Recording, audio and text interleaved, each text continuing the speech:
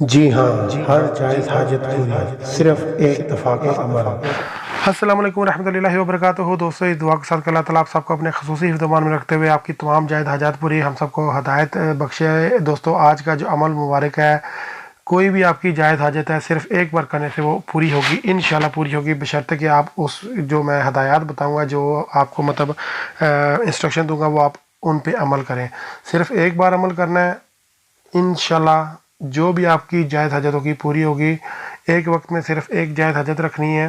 کوئی بھی جائز حاجت، رشتے کی بندش ہے، کوئی مطلب کاروبار کی بندش ہے، قرضہ ہے، کسی کی شادی مطلب نہیں ہو رہی، کسی کا مطلب کوئی مطلب میڈیکلی فٹ ہونے کے باوجود مطلب اولاد نہیں ہو رہی، ٹھیک ہے، کسی مطلب کوئی بھی جائز حاجت ہے بھائی، کوئی مطلب امتحان دیا ہوا ہے اس میں پاس ہونا چاہتا ہے، مطلب جائز حاجت ہے، نوکری کے لیے انٹرویو دیا ہوا ہے، وہ مطلب اس میں پاس مطلب چاہتا ہے کہ اس میں مطلب میری کال آ جائے، ٹھیک ہے۔ لیکن یہ ہے کہ ظاہری بات ہے کہ پیپر، جس طرح میں نے ایک بات کی ہے کہ پیپر اس کے لیے جائز ہوگی کہ جس نے پیپر میں واقعی تیاری اچھی کر کے دی ہوئی ہے، تو وہ اس میں چاہتا ہے کہ اللہ پاک ایگزامینر سختی نہ کرے زیادہ، یا انٹرویو لینے والا میرے ساتھ ذرا نرمی رکھے اور مجھے پاس کر دے، یا کرتا ہے تو میرے اس کے مطلب روحانی طور پہ ثواب پیدا ہو جائے، غیبی طور پہ تو میرے ثواب لگ جائیں، ٹھیک ہے۔ تو اب بھائی ٹاپک پہ آتے ہیں۔ سورہ فاتحہ شریف کا عمل ہے۔ جس کو سورہ فاتحہ نہیں آتی، پہلی بات تو یہ بالکل آنی چاہیے۔ اگر کسی کو کسی وجہ سے نہیں یاد تو بھائی فوراً یاد کرو۔ ویسے بھی سورہ فاتحہ تو اس کے بغیر نماز ہی مطلب آپ کیسے پڑھتے ہو گے، ٹھیک ہے۔ خیر، سورہ فاتحہ آپ یاد کرو۔ کوئی بھی عمل یا وظیفہ کرتے ہیں تو جو بھی بیچ میں صورت یا آیت ہوتی ہے وہ زبانی یاد ہونی چاہیے۔ اچھا بھائی، عشاء کے بعد عمل کرنا ہے۔ عمل ہے تو ایک دفعہ کا لیکن لمبا ہے، اس لیے ذہنی طور پہ تیار رہنا ہے، ٹھیک ہے۔ اس میں آپ کو تھوڑا ٹائم لگنے والا ہے۔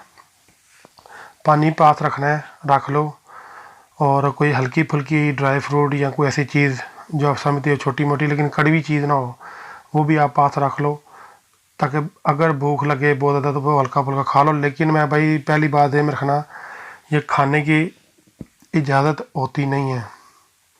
یہ میں تھوڑی سی ان کو لے کے آ رہا ہوں کہ ان کو کہ مطلب کسی کو ذیابیطس کا مسئلہ ہے، شوگر کا مسئلہ ہے، مطلب لو ہو رہی ہے، یہ وہ تھوڑی بہت وہ کھا لے، یہ وہ، تاکہ اس کو ٹینشن نہ ہو۔ لیکن اگر آپ سمجھتے ہیں کہ آپ بھوک مطلب اتنے 2-3 گھنٹے نہیں برداشت کر سکتے، تو پھر آپ کو نہیں کرنا چاہیے عمل، ٹھیک ہے۔ اچھا، عمل کیا ہے بھائی؟ باوضو حالت میں آپ نے عشاء کی نماز پڑھی، ظاہری بات ہے۔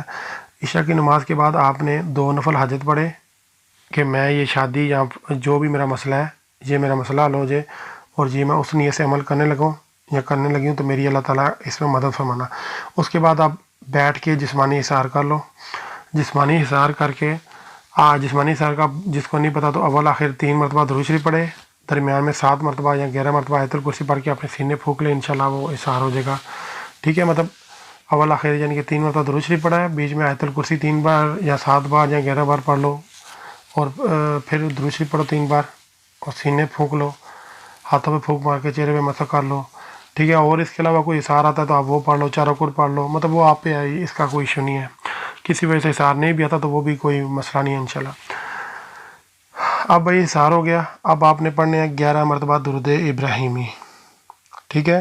درود ابراہیمی پڑھتے ہوئے بسم اللہ الرحمن الرحیم آپ نے 7 پڑھنا ہے ہر دفعہ، ٹھیک ہے۔ اب آپ نے پڑھنی ہے سورہ فاتحہ۔ سورہ فاتحہ، اب اس میں یہ جو میں نے کہا تھا نا کہ لمبا ہے تھوڑا سا، تو وہ یہ ہے کہ سورہ فاتحہ آپ نے پڑھنی ہے 5000 مرتبہ، جی 5000 ٹائمز۔ سننے میں بہت زیادہ لگے گی، لیکن اگر جس نے کرنا ہوتا ہے نا، کچھ حاصل کرنا ہوتا ہے، تو اس کے لیے کچھ بھی نہیں ہے، 5000 کوئی مسئلہ نہیں ہے۔ جس کو زبانی یاد ہوتی ہے، ظاہری بات ہے وہ رٹا لگا ہوتا ہے، الحمدللہ رب العالمین الرحمن الرحیم مالک یوم الدین ایاک نعبد و ایاک نستعین اهدنا الصراط المستقیم صراط الذین انعمت علیہم غیر المغضوب علیہم ولا الضالین، ٹھیک ہے۔ اب مطلب کتنے سیکنڈ لگے ہیں؟ اس میں یہ ہے کہ 5000 میں آپ کی مرضی ہے کہ آپ اگر صحیح طریقے سے کرنا چاہتے ہیں تو ہر دفعہ بسم اللہ الرحمن الرحیم 7 پڑھو، مطلب بسم اللہ الرحمن الرحیم پہلی دفعہ پڑھا، پھر سورہ فاتحہ، پھر بسم اللہ الرحمن الرحیم، پھر سورہ فاتحہ، پھر بسم اللہ الرحمن الرحیم، پھر سورہ فاتحہ۔ اب اگر کسی کو مطلب تھوڑا سا اس میں مسئلہ ہے تو وہ چاہے تو شروع میں ایک بار مطلب درود شریف جب پڑھا نا 11 مرتبہ، اس کے بعد ایک دفعہ بسم اللہ الرحمن الرحیم پڑھا، اور پھر بعد میں تھرو آؤٹ یعنی کہ 5000 مرتبہ سورہ فاتحہ شریف پڑھ لی، ٹھیک ہے۔ اب یہ ذہن میں رکھنا ہے کہ سورہ فاتحہ 5000 سے کم بالکل نہیں ہونی چاہیے، زیادہ ہو جائے تو بہتر ہے، ٹھیک ہو گیا۔ اس میں ہر دفعہ جب ہوتا ہے نا کہ الحمدللہ رب العالمین کے بعد جب ولدالین آمین بولتے ہیں آخر میں سورہ فاتحہ کا، تو آمین آپ کی مرضی ہے، بولو نہ بولو، ٹھیک ہے، یہ بھی آپ پہ ہے۔ اب بھائی یہ ہو گیا 5000 مرتبہ۔ جب 5000 مرتبہ ہو گیا اس کے بعد آپ نے دوبارہ پڑھنا ہے 11 مرتبہ درود ابراہیمی۔ درود ابراہیمی پڑھتے وقت بسم اللہ الرحمن الرحیم پڑھنا ہے، اور جب بھی آپ نے یہ عمل کرنا ہے 5000 مرتبہ سورہ فاتحہ پڑھے ہوگا تو وہ بھی جو جائز مقصد ہے وہ آپ کے ذہن میں ہونا چاہیے۔ ایک ہی نشست میں کرنا ہے، وضو ٹوٹ گیا تو یہ عمل آپ کا ادھر ہی باطن ہو گیا، دوبارہ کرنا پڑے گا، ٹھیک ہے، اٹھنا نہیں ہے۔ فرض کرو وضو کسی وجہ سے ٹوٹ جاتا ہے بیٹھے بٹھائے، تو ادھر ہی اپنا سامان رکھ لو وضو کا، ادھر ہی کر لو آپ جدھر بیٹھے ہوئے ہو، تو پھر باقی کنٹینیو کر لو۔ لیکن یہ بس اس میں یہ مشکل بات ہے کہ یہ عمل تھوڑا لمبا ہے، ٹھیک ہے، اور اتنے میں فجر کی نماز ہو ہی جائے گی، اور اس ٹائمنگ سے کرنا ہے کہ فجر کی نماز سے یا صبح کی نماز سے پہلے ختم ہونا چاہیے۔ فجر کے ٹائم کے بعد اگر آپ نے یہ عمل جاری رکھا تو یہ ختم ہو جائے گا، عمل آپ کا کام نہیں کرے گا، ٹھیک ہے۔ اب بھائی یہ کس دن کرنا ہے؟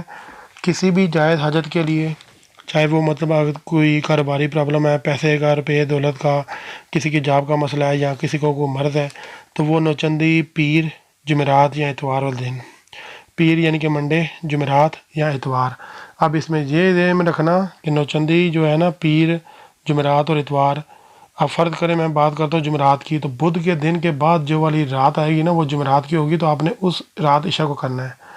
اسی طرح اتوار کی اگر میں بات کر رہا ہوں تو ہفتے کا دن آپ کا گزرے گا، ہفتے کے دن مغرب کے بعد جب عشاء آئے گی، تو وہ جب عشاء آئے گی نا یعنی کہ ہفتے والے دن کی جو رات کو عشاء آئے گی وہ آپ کی یعنی کہ نوچندی اتوار ہوگی، ٹھیک ہو گیا۔ اچھا، اب اس طرح ہے کہ کسی کا کوئی حب کے ریلیٹڈ مسائل ہے، مسئلہ نہیں ہے کہ کسی کے دل میں نفرت ہے تو محبت ڈالی ہے، مطلب بہن بھائی ہیں، میاں بیوی ہیں، یا قریبی رشتہ دار ہیں، ان کو مطلب آپ چاہتے ہیں کہ صلح ہو جائے، دشمنی ختم ہو جائے، تو ان کے لیے آپ نے نوچندی جمعے والے دن کرنا ہے، یعنی کہ جمعرات کا جب دن گزرے گا، مغرب کی نماز کے بعد جب عشاء کا ٹائم آئے گا تو وہ نوچندی جمعہ ہوگا، اس رات یعنی کہ عشاء کے بعد آپ نے یہ عمل کرنا ہے۔